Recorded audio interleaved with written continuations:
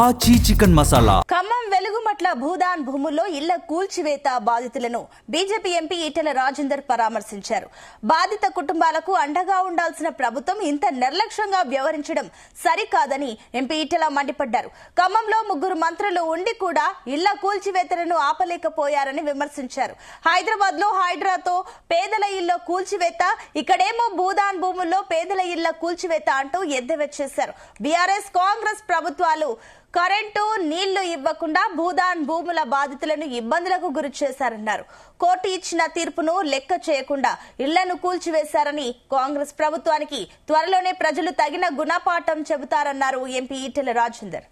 Order కూడా కనీసం పట్టించుకోలేదు. స్టేటస్ కో ఉంది. స్టేటస్ కో అంటే ఇల్లు వేయొద్దు, ఇల్లు తీయొద్దు. ఆర్డర్ కూడా పట్టించుకోలేదు సార్. హైకోర్టుకే రెస్పెక్ట్ చేయని వాళ్ళు ఇంకా మేము న్యాయం కోసం ఎక్కడ వెళ్ళాలి సార్? ఇట్ల కింద పడుకుంటున్నారు. ఇక్కడ గర్భిణీ స్త్రీలు అందరు ఉన్నారు సార్. చిన్న చిన్న పిల్లలు, గర్భిణీ స్త్రీలు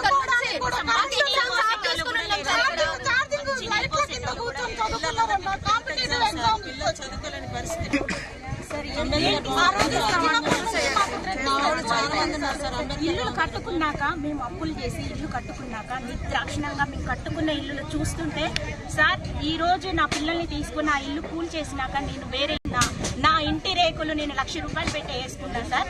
ఆ రేకులు నేను 6,000కు అమ్ముకొని నేను అది కిరాయి కట్టుకొని ఈ రోజు సామాన్లు అక్కడ పడేసుకున్నాను సార్. ఫుడ్ ఘోరంగా పెడుతున్నారు సార్. బాంబులు చేసుకుంటున్నారు అంబేద్కర్ భవన్ దగ్గర. కనీసం మాకు మంచి నీళ్ళ. ఖమ్మం పట్టణం వెలుగుమట్ల ప్రాంతంలో వందల పేదల ఇళ్లను కూల్చివేసి ప్రజల కన్నీళ్లతో చెలగాటమాడినటువంటి కాంగ్రెస్ ప్రభుత్వాన్ని చూసి యావత్ తెలంగాణ పేద జాతి అంతా కూడా వాళ్ళకి సంఘీభావం చెప్పడమే కాకుండా ఈ ప్రభుత్వం కూలిపోవాలని చెప్పి శాపనార్థాలు పెడుతున్నారు. ఈ ప్రభుత్వం వచ్చినప్పటి నుంచి కూడా ఆనాడు కేసీఆర్ ప్రభుత్వాన్ని గద్దెదించాలని, ఆనాటి అహంకారపు ప్రభుత్వాన్ని గద్దెదించాలని శపథం చేసి కాంగ్రెస్ పార్టీని పట్టం కడితే అందులో ప్రధాన పాత్ర పోషించిన జిల్లా ఖమ్మం జిల్లా. ఒక డిప్యూటీ ముఖ్యమంత్రి గారు ఉంటారు, ఒక రెవెన్యూ మంత్రి గారు ఉంటారు, ఒక వ్యవసాయ శాఖ మంత్రి గారు ఉంటారు. సీనియర్ మోస్ట్ నాయకులు ఉన్నటువంటి అతి కీలకమైన మంత్రిత్వ శాఖలు కూడా ఇవాళ వెలుగుమట్ల ప్రాంతంలో కూల్చివేసిన గుడిసెలు, కూల్చివేసిన ఇళ్లతో ఇవాళ అర్థమైపోయింది. నేను ఒకటే రేవంత్ రెడ్డి గారి ప్రభుత్వాన్ని అడుగుతా ఉన్నా, మీరు వచ్చినప్పటి నుంచి కూడా చూస్తున్నాం, ఒక హైడ్రా తెచ్చి హైదరాబాద్ నగరంలో వేలాది మంది పేదల ఇల్లు కూల్చే ప్రయత్నం చేసింది.